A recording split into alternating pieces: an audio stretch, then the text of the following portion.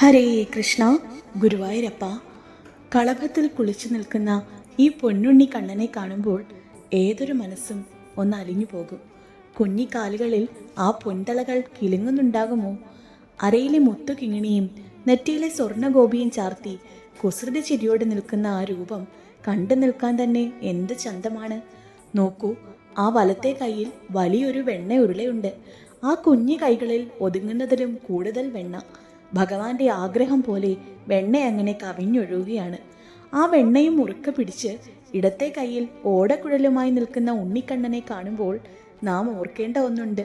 ആ വെണ്ണ ഉരുളയിൽ നിന്നും വെണ്ണ പുറത്തേക്ക് ഒഴുകുന്നത് പോലെ നമ്മുടെ ഹൃദയത്തിൽ നിന്നും ഭഗവാനോടുള്ള സ്നേഹം അണ പൊട്ടി ഒഴുകണം.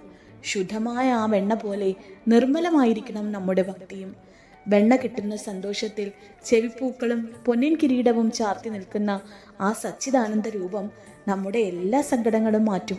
നിറഞ്ഞ സ്നേഹത്തോടെ കാത്തു നിൽക്കുന്ന ആ കുഞ്ഞിക്കണ്ണൻ്റെ തൃപ്പാദങ്ങളിൽ നമുക്ക് സർവവും സമർപ്പിക്കാം.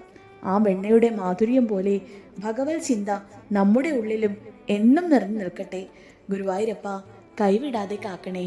നാരായണ നാരായണ. ഹരേ കൃഷ്ണ. സർവം ശ്രീകൃഷ്ണാർപ്പണമസ്തു.